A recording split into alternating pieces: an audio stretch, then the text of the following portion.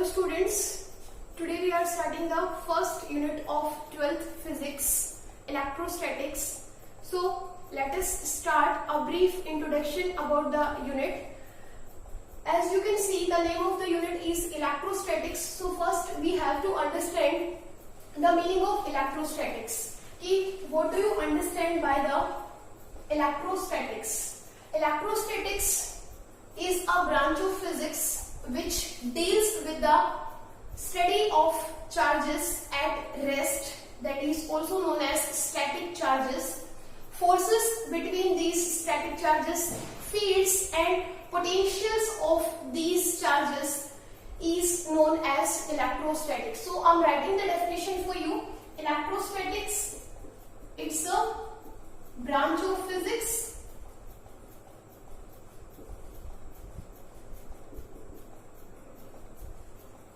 which deals with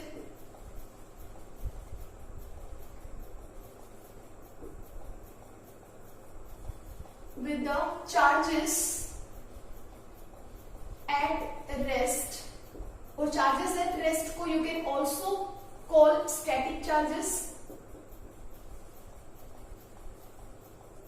Forces between these static charges,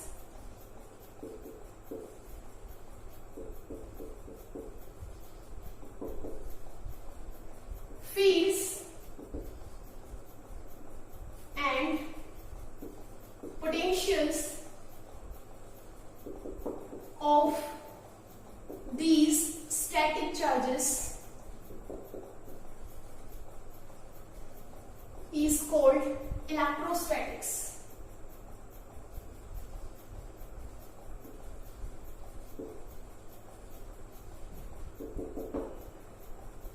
Before coming to the topics of electrostatics, let's have a brief introduction. You know, I have told you in optics also that the universe is made up of two things. The universe is made up of two things. One is radiations and second is particles.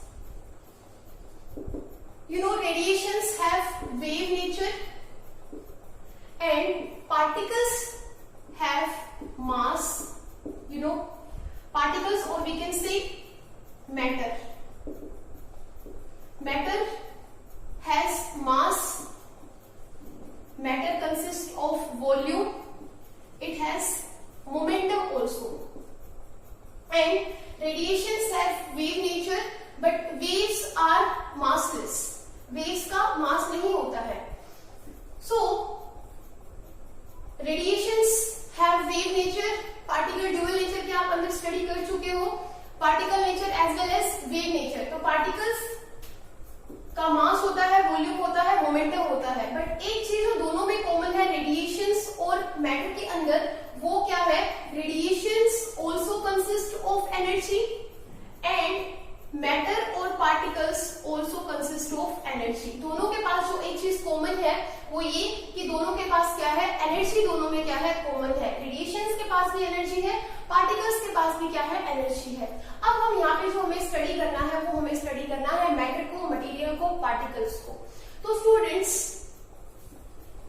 जो matter है, matter की एक property है कि it can apply forces on other particles. Suppose there is one particle, it can apply force on the other particle.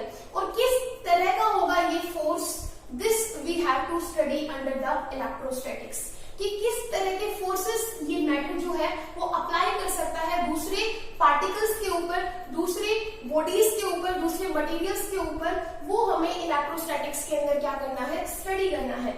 So ये जो matter है इसकी दो इनहेरेंट कैरेक्टरिस्टिक्स होती हैं. आप बता सकते हो, एक तो हमने देख लिया कि मैटर के पास क्या है? मास है. तो जो फर्स्ट कैरेक्टरिस्टिक है मैटर की वो क्या है कि matter has inherent characteristic, that is matter consist of mass. Matter के पास क्या है? मास है. तो मैटर की जो दूसरी कैरेक्टरिस्टिक है कि मैटर के पास कौन सी ऐसी इनहेरेंट कैरेक्टरिस्टिक है, उसके ऊपर अभी आते हैं. पहले मास को समझते हैं.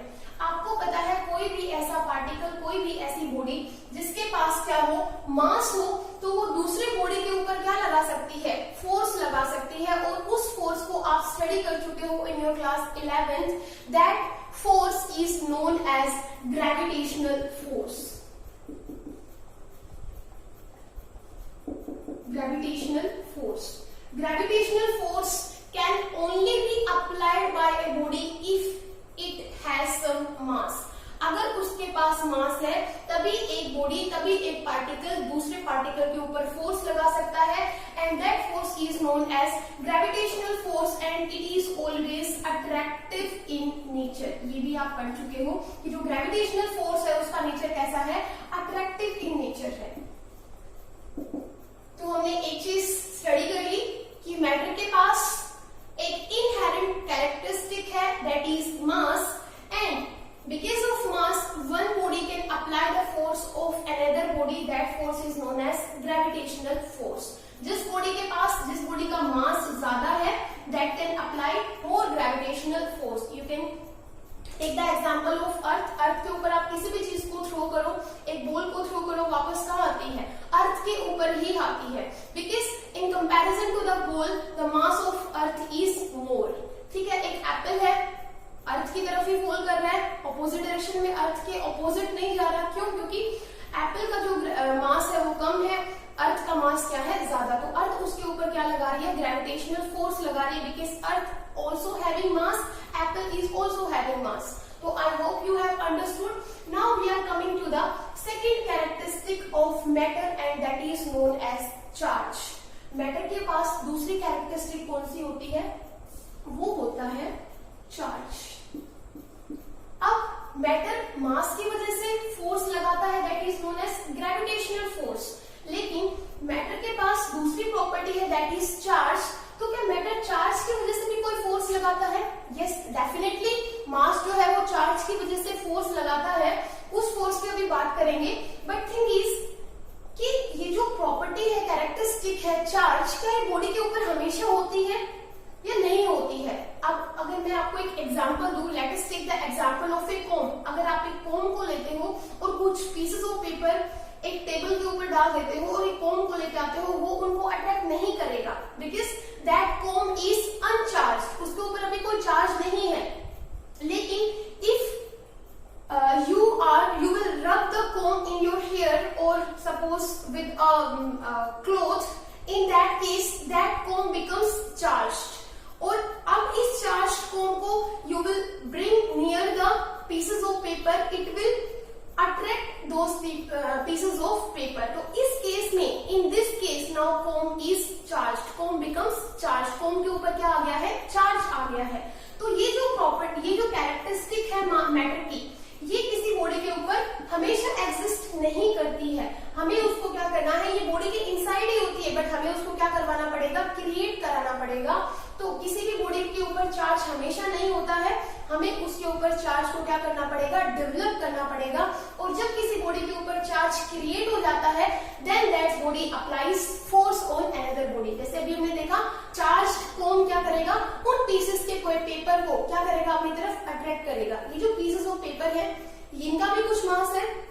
ये जो चार्ज है, ये इनको अपनी तरफ क्या कर रहा है, अट्रैक्ट कर रहा है. That means it is applying a force on these papers, on these pieces of papers. That means charge की वजह से भी एक force लगता है, and that force is known as electrostatic force. Electrostatic force. अब इसके बारे में हम स्टडी करेंगे. तो हमने एक चीज तो देख ली कि matter has two characteristics, two inherent characteristics. One is mass, second is charge. But जो mass जो characteristic है, that always remain in the matter. ऐसा नहीं है कि मैटर का मास डिस्ट्रॉय हो जाता है या हमें उसको क्रिएट करना पड़ता है. It always remains with the matter.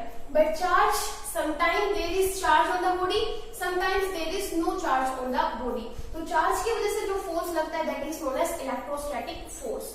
अब ये जो चार्ज हमने देख लिया, this charge later on known as electric charge, because बाद में हमने स्टडी किया कि दिस चार्ज इज ट्रांसफरेबल. किसी भी मटेरियल से, किसी भी बॉडी से this charge can be transferred and when this transfers, a spark is created, and in Greek language this is known as electra. That's why this charge was later on known as electric charge. क्या बोला गया इसको? Electric charge बोला गया। अब हमें ये देखना है कि ये इलेक्ट्रिक चार्ज है क्या। तो इलेक्ट्रिक चार्ज क्या है? Electric charge is the characteristic of the matter due to which a body applies force on another body, or we can say electric charge is the property of the particle, property of the material, property of the matter due to which it applies force on other particles, other materials, other bodies.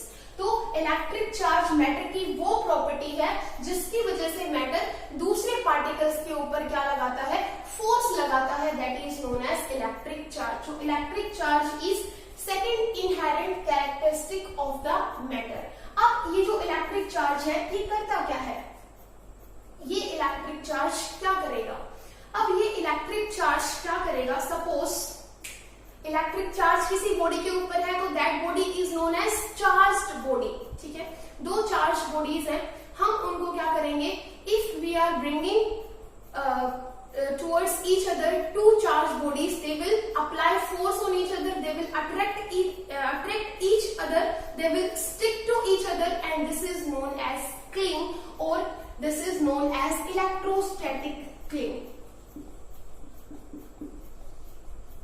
Electrostatic cling. तो electrostatic cling क्या है? When two charged particles, two charged bodies और दो matter जिनके पास, दो bodies जिनके पास charge है वो, अगर उनको हम एक दूसरे के पास में लाते हैं, they will apply a force of attraction and they will stick to each other. That is known as electrostatic cling. Electrostatic cling का एग्जाम्पल हम यहीं से ले सकते हैं। Suppose I'm writing with a chalk on the board. In that case, the particles of the chalk will stick to the board. That is an example of electrostatic cling. Suppose you are walking on a sloping surface. If you are not you are able to walk on the sloping surface, you are not falling. In that case, you are cling with the surface of the floor. There is electrostatic cling between your foot and the surface of the floor.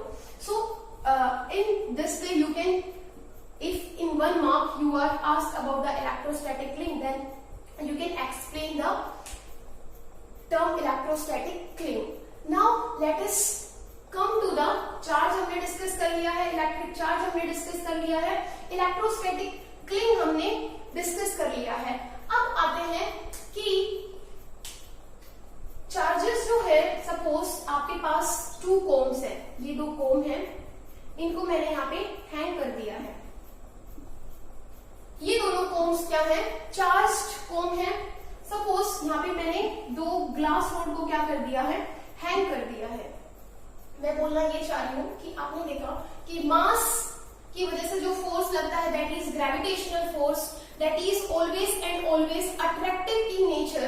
तो ये जो charges हैं, क्या इनके बीच में भी जो force लगता है वो सिमिलर फोर्स होता है? हमेशा एक ही तरह का फोर्स होगा? मतलब जो मैं बोलना चाह रही हूँ, क्या हमेशा दो चार्ज बॉडीज के बीच में जो फोर्स होगा वो सिर्फ अट्रैक्शन का ही होगा या रिपल्शन का होगा?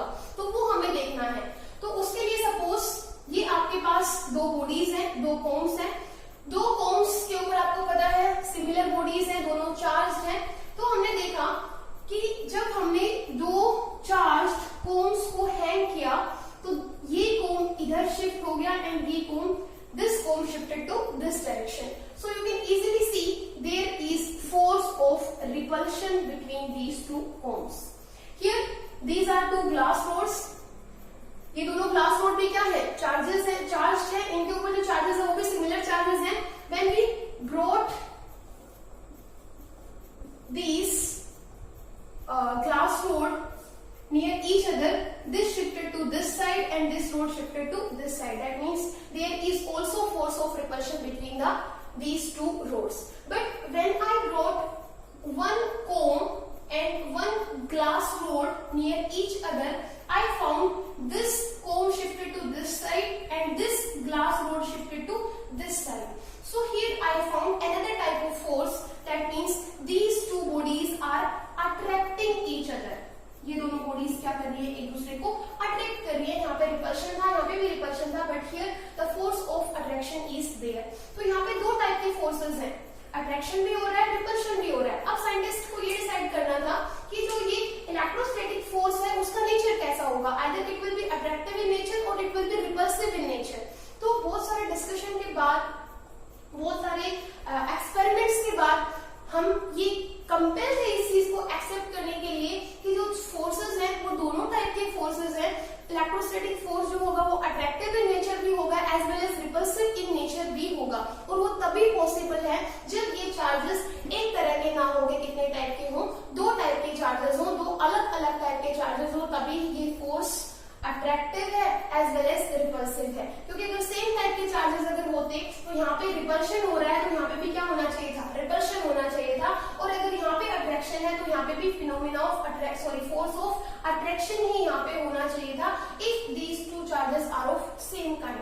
बट क्योंकि we have seen two types of forces, that's why we scientist were compelled to accept that in nature there are two types of forces because there are two types of charges are present. So if question is asked if gravitational force is attractive in nature, so why two types of charges are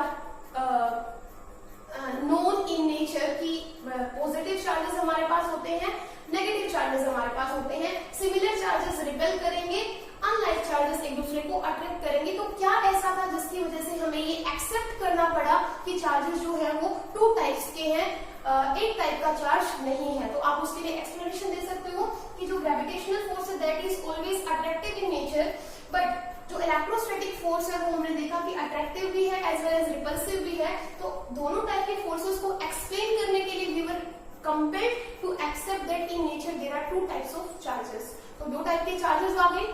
अब बात करते हैं कि जो दोनों type के charges हैं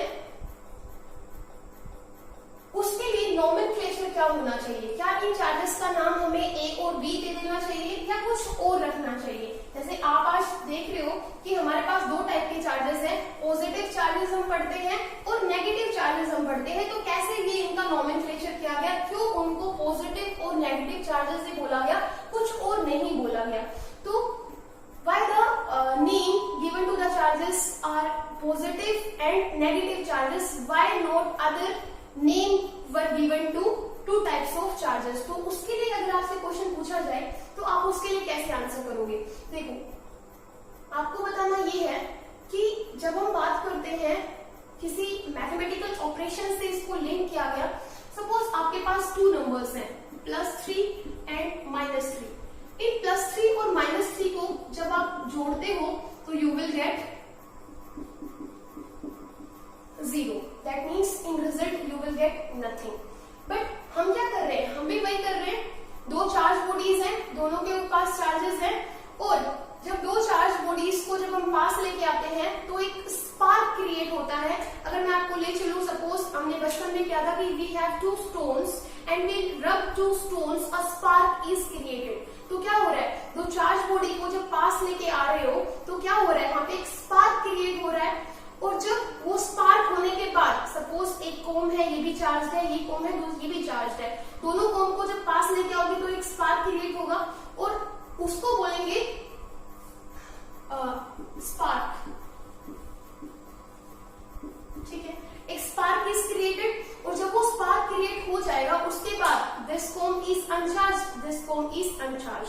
पहले ये कोम क्या था, चार्ज था, इसके पास वो स्ट्रेंथ थी, वो फोर्स था, वो ताकत थी जिसकी वजह से दूसरी बॉडी को क्या कर सकता है, अट्रैक्ट कर सकता है. इसके पास भी स्ट्रेंथ थी, लेकिन जैसे ही आप दो चार्ज बॉडीज को पास लेके आए, एक स्पार्क क्रिएट हुआ, दोनों ने अपनी वो स्ट्रेंथ को क्या कर दिया, लूज कर दिया. That is known as electric discharge. Electric discharge का फिनोमेना ये था. अब एक साइंटिस्ट थे जिन्होंने इलेक्ट्रिक डिस्चार्ज को बताया क्लाउड्स के अंदर आपने यहाँ पे स्पार्क देखा, अर्थ के ऊपर हम जब दो चार्ज बॉडीज को लेके आते हैं पास तो एक स्पार्क क्रिएट हो जाता है और दोनों बॉडीज क्या हो जाती हैं, अपनी अपनी जो स्ट्रेंथ है वो क्या कर देती है, लूज कर देती है और फिर दोनों क्या हो जाती है, डिस्चार्ज हो जाती है, उनके ऊपर कोई चार्ज नहीं रहता है। तो जो लाइटनिंग हो रही है क्लाउड्स के अंदर, एक साइंटिस्ट थे बेंजामिन फ्रैंकलिन, उन्होंने ये स्टडी किया कि जो क्लाउड्स के अंदर जो लाइटनिंग है, जो स्पार्क है, क्या ये सेम टाइप का स्पार्क है जो अर्थ के ऊपर हम देख रहे हैं। और उसको स्टडी करने के लिए उसने एक एक्सपेरिमेंट भी किया, that is known as kite experiment, you are well aware about that कि। और उस काइट एक्सपेरिमेंट के अंदर उसने ये बताया कि जो क्लाउड्स के अंदर जो लाइटनिंग है, जो स्पार्क है, that is same as that of the spark that is created between the two charge bodies at the earth. वो स्पार्क और अर्थ के ऊपर जो दो चार्ज बॉडीज के बीच में स्पार्क हो रहा है, दैट इज सेम। तो हम बात कर रहे थे किसकी, चार्जेस की। जो चार्जेस का नोमेनक्लेचर था वो कैसे किया गया, तो जैसे मैथ्स के अंदर आप मैथमेटिकल ऑपरेशंस लगाते हो कि दो नंबर्स है +3 एंड -3, इनको ऐड करते हैं तो you will get 0 in result, that means you will get nothing in result. तो ऐसे ही अगर हम दो चार्जेस को, अगर दो चार्ज बॉडीज को पास लेके आते हैं तो दे बिकम्स अनचार्ज, दैट मीन्स वहां पे डिस्चार्ज हो जाता है दोनों बॉडीज, अपनी अपनी जो फोर्स ऑफ अट्रैक्शन की या फोर्स लगाने की जो स्ट्रेंथ है उसको क्या कर देती हैं, लूज कर देती हैं एंड दे बिकम्स न्यूट्रल, उनके ऊपर चार्ज नहीं रहता है। तो दैट्स व्हाई अगर आप एक पॉजिटिव और एक नेगेटिव चार्ज को अगर पास में लेके आते हो तो क्या बनता है, you will get nothing in result, that means those two bodies become neutral, उनके पास कोई चार्ज नहीं रहता है, वो अपनी स्ट्रेंथ, फोर्स लगाने की स्ट्रेंथ को क्या कर देती है, लूज कर देती है, that is known as discharge. तो that's why the nomenclature was given as positive charge as well as negative charge. अब बात करते हैं कि ये जो चार्ज तो हमने पढ़ लिया, लेकिन किसी बॉडी के ऊपर मैंने आपको बताया था कि चार्ज का अगर मैं आपसे पूछूं कि how can we create a charge on a body, किसी भी बॉडी के ऊपर हम चार्ज कैसे क्रिएट कर सकते हैं, तो उसका आप एक एग्जांपल दे सकते हो, रबिंग। रबिंग क्या है, एक मेथड है जिसकी वजह से हम किसी अनचार्ज बॉडी के ऊपर क्या क्रिएट कर सकते हैं, चार्ज क्रिएट कर सकते हैं। सपोज आपके पास एक ग्लास रोड है, उस ग्लास रोड को अगर आप किसी क्लोथ से रब करते हो, अगर एग्जांपल ले लो सिल्क के क्लोथ से रब करते हो, तो आपको पता है this glass rod now becomes charge and it can attract the pieces of paper. So by rubbing we can create the charges on a body, and by rubbing we have created charges. These type of charges are known as frictional charges, and the elasticity by these charges is known as frictional elasticity. Frictional elasticity, because we have created the charge body by the phenomena of friction. That's why the charges are known as frictional charges, and the elasticity by the transfer of these type of charges is known as frictional elasticity. This is all for today. In the tomorrow's lecture, we will understand the methods to create charges, or how can we make an uncharged body to be charged. So tomorrow we will study the methods of creating charges on a body. This is